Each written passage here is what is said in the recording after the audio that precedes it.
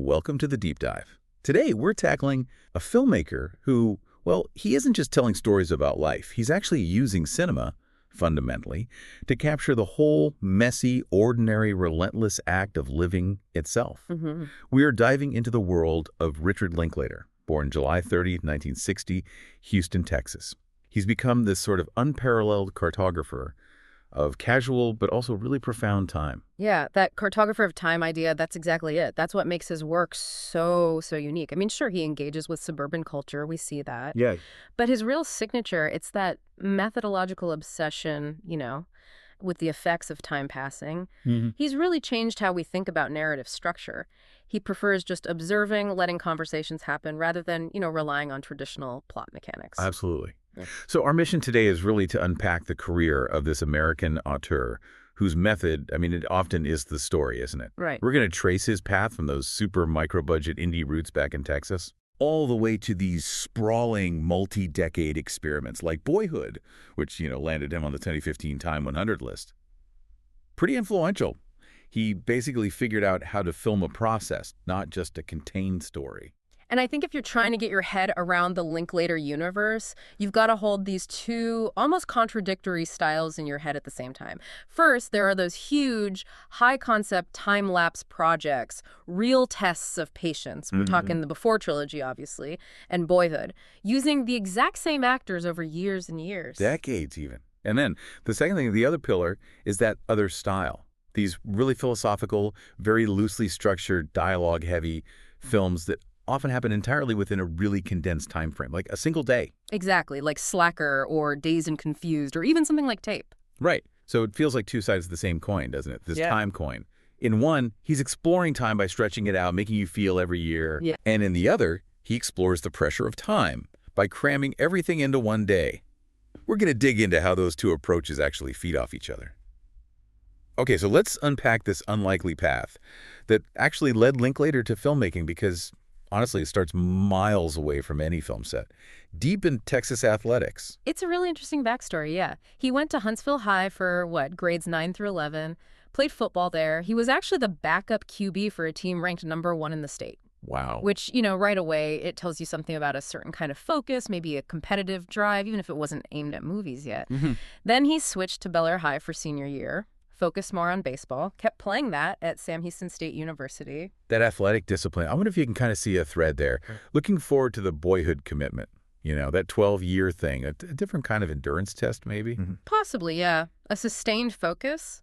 And interestingly, even back then, during that athletic phase, there was this little hint of his artistic side.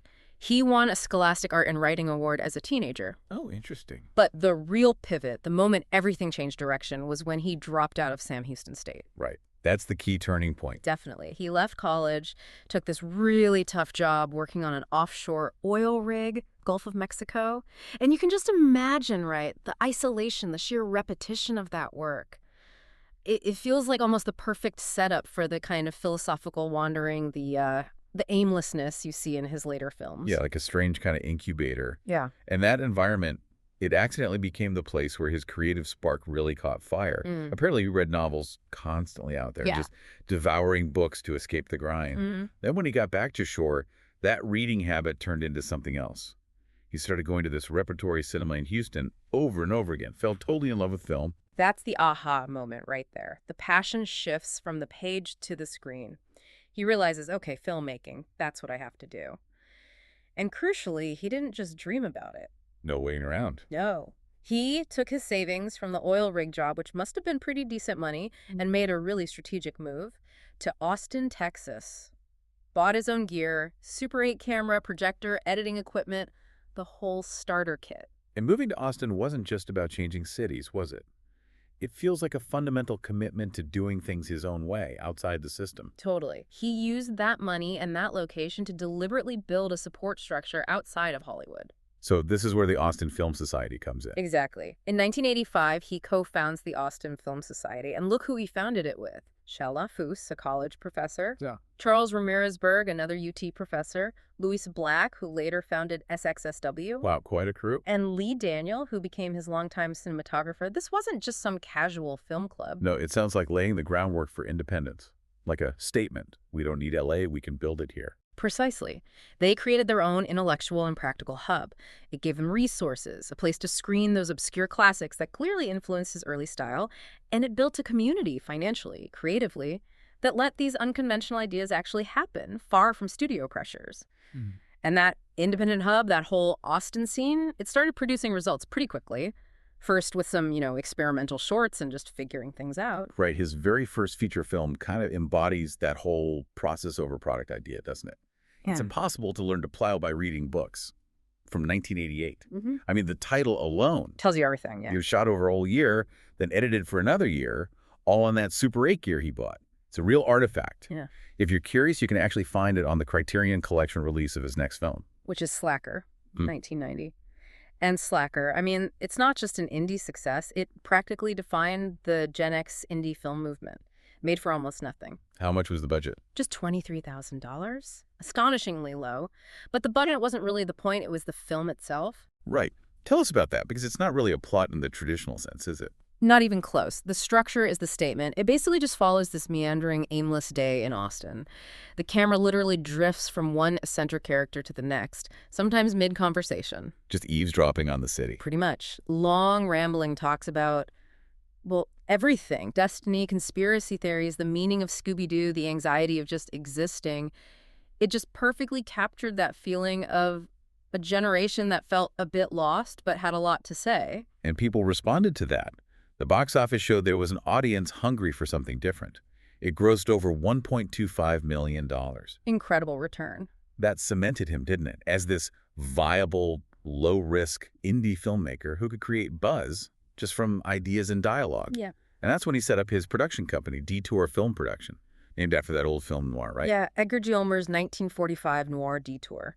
A nod to resourceful, low-budget filmmaking. Fitting. So he builds on that cult buzz. But the next one, Dazed and Confused in '93, felt a bit broader maybe, drawing on his own high school days in Huntsville. Definitely broader appeal, yeah. Set on the last day of school in 1976. It's still got that loose conversational feel, but it's more structured than Slacker. More recognizable characters and situations. It didn't exactly explode at the box office initially, only about $8 million domestically, but then came VHS. Oh yeah, VHS turned it into a phenomenon. It became the 90s movie about the 70s, reached a massive audience that way. It's less a comedy and more like a sociological time capsule, capturing that teenage tribalism, the end of an era feeling. And you absolutely have to mention Matthew McConaughey when you talk about Dazed. Cannot forget McConaughey, his breakout role. Wooderson, apparently those iconic lines were largely improvised by him. All right. Exactly. That role, that laid-back, kind of philosophical cool he had, it just clicked with people. Launched his whole career right there. Fellow Texan, too. So from high school haze, he takes a complete left turn into romance. 1995, Before Sunrise. The start of the Before trilogy. A total dialogue masterpiece. Yeah. And it got him immediate international attention. Won the Silver Bear for Best Director at the Berlin Film Festival. He co-wrote that one with Kim Kazan. Establishing that collaborative writing style that became so key to the whole trilogy, right? Bringing Yeah. the actors into it later on. Absolutely. Feeding their perspectives, their voices into Jesse and Celine. But yeah, that first one set the stage. Intense connection forged purely through conversation. But it wasn't all smooth sailing in this period. After the indie success, he sort of flirted with Hollywood more directly, and it didn't quite work out initially. Right, there were a couple of bumps. Suburbia in '96, based on an Eric Bogosian play, didn't really connect critically or commercially. And then his first big studio picture, The Newton Boys, in 1998. That had a proper budget, right? Yeah, $27 million, a historical crime story about Texas outlaws. But it just tanked. Grossed only about $10.5 million back. Ouch. That feels like a crucial moment, though. Like maybe a confirmation for him. I think so. It's that classic story. Talented indie director, tries the studio system, realizes the demands, traditional plots, marketing needs just don't fit his style. Yeah. Linklater's work needs patience. It needs room for conversation to breathe. Hollywood doesn't always value those things. That experience probably just reinforced his decision to stay rooted in Austin, to keep control. Okay, so moving into the 2000s, Linklater starts doing something really interesting. He's mixing more commercial projects with these genuinely weird, innovative, artistic swings. And this is where he really gets wider artistic recognition, partly through the hits, but maybe even more through pushing technological boundaries. This is the rotoscope era, right? Using that distinctive animation style. It's exactly. Adult animation, but not like anything else. It defines two of his most philosophical and visually striking films. Waking Life in 2001, and then the Philip K. Dick adaptation, A Scanner Darkly, in 2006. Can you just quickly explain rotoscoping again? Because it's not traditional cartoon animation. Right, not at all. You shoot the entire film live action first, real actors, real sets, edit it like a normal movie. Then artists come in using Bob Sabiston's Photoshop software, and they meticulously trace over every single frame. Wow, frame by frame. Frame by frame, it creates this incredible fluidity, this subjective feeling that traditional animation or even live action just can't quite capture. And the results are, well, they're perfectly suited to the themes he was exploring in those films, weren't they? Absolutely. For Waking Life, the animation makes everything feel like a dream. It's fluid, unstable, constantly shifting, which is perfect for a film about lucid dreaming, existentialism, the nature of reality itself. The visuals are the philosophy, in a way. And then for A Scanner Darkly, it serves a much darker purpose. Totally different vibe. The rotoscoping there enhances the paranoia, the identity breakdown that's central to Philip K. Dick. The world itself looks unstable, constantly being redrawn, mirroring how the characters are losing their grip due to drugs and surveillance. It makes you feel visually anxious. Yeah. Roger Ebert really nailed it when he praised that semi-real quality. It's this uncanny bridge between animation and something more like cinema verite. And it wasn't just a one-off experiment for him either. He came back to it much later with Apollo 10.5. A Space-Age Childhood in 2022 shows he's committed to the technique when the story demands that kind of subjective viewpoint. These films really cemented him as a genuine innovator, not just a dialogue guy. But critically, while he's doing these art house experiments, he's also having massive mainstream success. School of Rock in 2003 was enormous. Huge hit. Huge worldwide hit. It really broadened his audience, showed he could handle studio material effectively, especially when it tapped into that genuine youthful energy he captures so well. That film made, what, $131 million globally? Still his biggest commercial success by far. And I think it works because Linklater's so good at capturing authentic passion, right? Whether it's Jack Black's character's love for rock or the kids discovering their talent, it feels real. Exactly. And he followed that up with the Bad News Bears remake in 2005.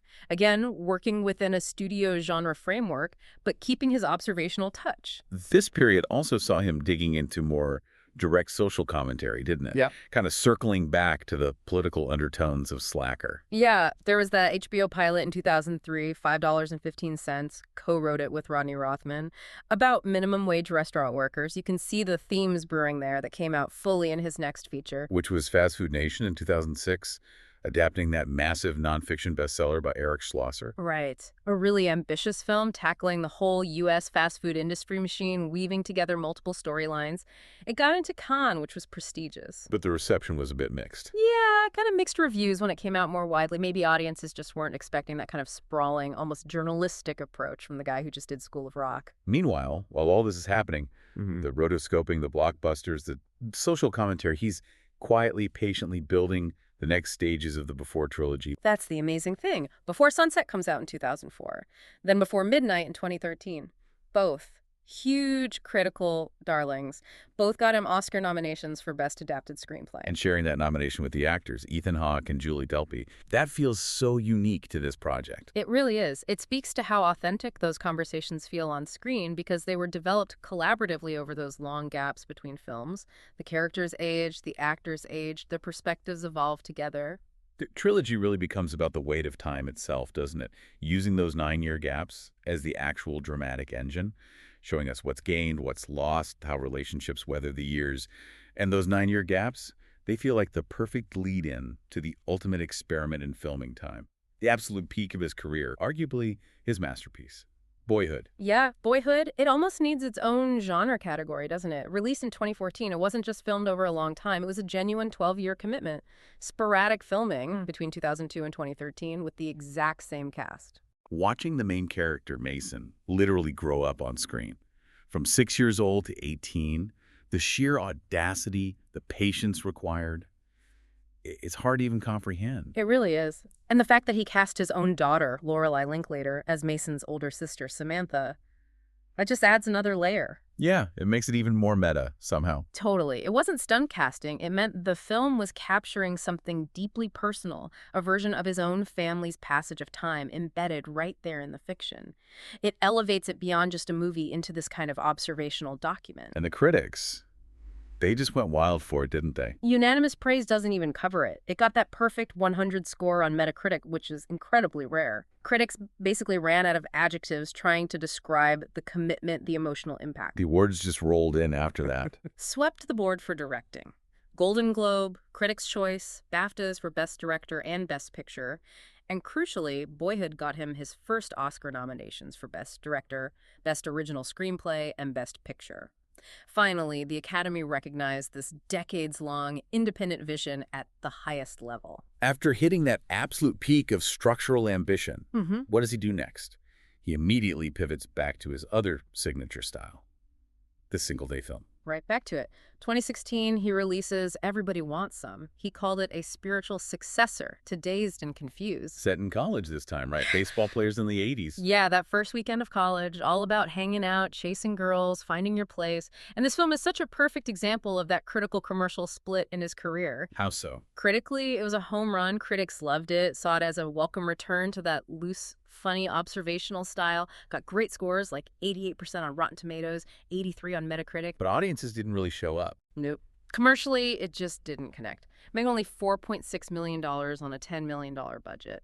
And it really makes you think, why did critics embrace it and the mainstream ignore it? Maybe because it demands that patience again. Yeah. It asks you to just enjoy the conversations, the camaraderie, the slacking off without needing a big plot. Exactly. It assumes you value just being with the characters over watching things happen to them. Maybe only his dedicated fans were fully on board for that ride this time. He kept mixing it up after that, though. Yeah. Last Flag Flying in 2017, which was connected to Hal Ashby's The Last Detail. Yeah, a sort of sequel, focusing on older veterans. Then he did the adaptation Where'd You Go, Bernadette in 2019. And more recently, he had a real critical hit with Hitman in 2023. That one felt like a smart blend, didn't it? His dialogue focus, but wrapped in a more high-concept genre package. Absolutely. Co-wrote it with the star, Glenn Powell, an action rom-com, premiered at Venice, got great buzz, Netflix picked it up. It worked because the smart talk about identity and deception was packaged in a way that was really marketable. And he's not exactly resting on his laurels. The output is still relentless. 2 films already done for 2025. Yeah, Blue Moon, about Loren's heart and the opening night of Oklahoma, and Nouvelle Vague, about the making of Godard's Breathless. Plus, he did that episode for the HBO doc-series God Save Texas last year, focusing on the prison system in Huntsville. Back to his roots again. But the real follow-up to the ambition of Boyhood, the big ongoing project, that's the Sondheim musical adaptation, Merrily We Roll Along. That's the one! This is his current, most mind-bogglingly ambitious project. Like Boyhood, it's being filmed over many years, but this time it's presented in reverse chronology, just like the musical. Following a character's life backwards, from disillusioned failure to youthful idealism. Exactly. And the time frame here? It's potentially even longer than Boyhood. Filming is planned to continue sporadically until at least 2042. 2042, that's nearly 2 decades from now. It's staggering. He's committing the next phase of his working life to watching this cast age backwards on screen. It solidifies him as maybe the most patient filmmaker alive today. So if we try to sort of synthesize Linklater's signature style, his core ideas, beyond just the long-term projects, the main theme is always time, isn't it? The passage of time. How memory works, how relationships evolve, how conversation itself marks time. And we talked about the duality. Yeah. The super long time-lapse films versus the compressed single-day films. Yeah. How do you see those two working together thematically? I think they reinforce the exact same core idea, actually, which is the sort of simultaneous banality and profundity of just everyday life. The single-day films, like Slacker or D's or Before Sunrise, they capture that pressure cooker feeling. Decisions need to be made or conversations have to happen now before the day ends. Time feels limited. Exactly. Then the time-lapse projects, Boyhood, the Before trilogy, they show you the long-term consequences of those single days, those conversations years down the line. They give weight and meaning to all that talk by showing how it shapes a life over the long haul. And underpinning both is that focus on human interaction, on conversation, on mood, rather than strict plot. The structure feels like it emerges from life itself, not from some screenwriting formula. Definitely not three-act structure most of the time. And if you want to understand where that comes from stylistically, you have to look at his influences, especially classic international cinema. He's mentioned seeing Scorsese's Raging Bull as being a key moment, right? Saying it brought her to a boil, made him realize film could be this immediate intellectual outlet. Yeah, that was a catalyst.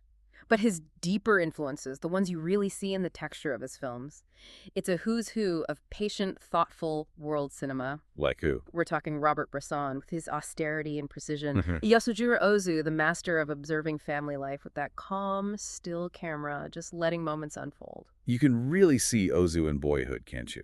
That quiet observation of domestic life, the marriage slowly dissolving, the kids growing up, without big dramatic events necessarily. Absolutely. And then, of course, the French New Wave looms large, especially directors like Eric Rohmer and François Truffaut. Rohmer makes perfect sense. All those films that are basically just long, intellectual conversations, people debating ethics and romance for 90 minutes. That's the Before trilogy right there.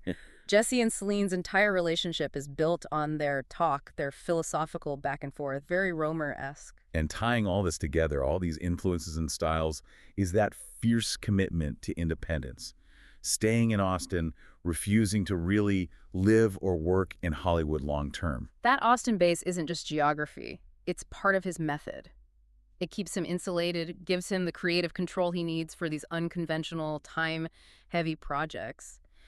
Could Boyhood have happened if he was constantly dealing with studio notes in LA? Probably not. No way. You need that distance to maintain that kind of long-term vision, keep the cast available for over a decade without interference. And just briefly on the personal side, which kind of reflects that sustained philosophy, he's been with his partner, Christina Harrison, since the 90s. Yeah, long-term relationship. They have 3 kids, including Lorelai, who is in Boyhood. And just as a small detail that sort of underlines his consistency, he's apparently been a vegetarian since his early 20s. Huh. It's just another example of a sustained, conscious choice mirroring the commitment you see in his art. Okay, let's crunch the numbers a bit. Because the data, the critical reception versus the box office, it really tells the story of a career built on different priorities than mainstream Hollywood. He succeeds, but very much on his own terms. His critical standing is remarkably consistent, especially when you think about how many different kinds of films he's made. His average Rotten Tomatoes score is, what, 81%? Metacritic average is 75%. That's incredibly high over such a long career. And the peaks are just stratospheric. Boyhood with 97% RT, that perfect 100 on Metacritic. The later Before films, Midnight and Sunset, both scoring way up in the 90s on Metacritic too. He's just maintained this incredibly high artistic standard for decades. Commercially, though, it's not a steady climb. It's more like peaks and valleys on an indie road trip. You've got the massive outlier, School of Rock, making $131 million worldwide. Proof he can play the studio game successfully when the project fits. Absolutely. But then you have the other extreme, Slacker, costing $23,000, making $1.25 million. The percentage return on that is probably better than most blockbusters dream of. It shows the power of a killer concept and minimal overhead. And then there are the films that brought him all the awards prestige but weren't huge moneymakers in theaters, like Boyhood. Cost $4 million, won Oscars and Golden Globes, but grossed only $48 million worldwide. Which is a fantastic return on a $4 million investment, but it's tiny compared to other Best Picture nominees or winners. And that's the key, isn't it? Yeah. The financial data shows he operates outside Hollywood's scale obsession. He doesn't need a $100 million gross to validate his work or fund the next project. A $48 million return is a huge success on his terms, giving him the freedom for the next personal, time-consuming film. Right. Compare that to the outright commercial flops like The Newton Boys, which lost money despite studio backing. Or even Everybody Wants Some, which critics loved but didn't recoup its $10 million budget.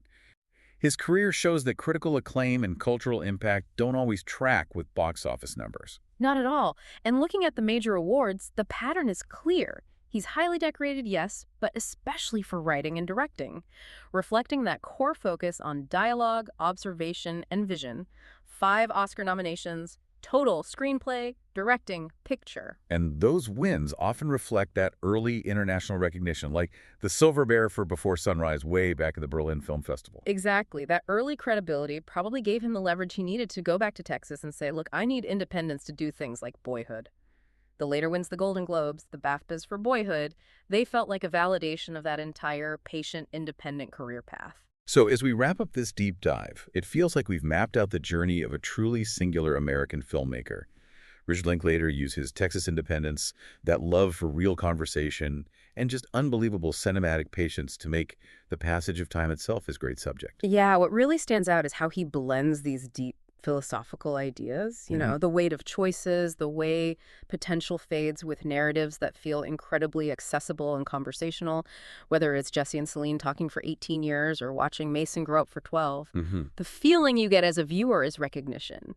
Like you're not watching some contrived drama, you're actually watching life unfold, much like your own life is unfolding while you watch. And that leaves us with a pretty fascinating, maybe even unsettling final thought to leave you with.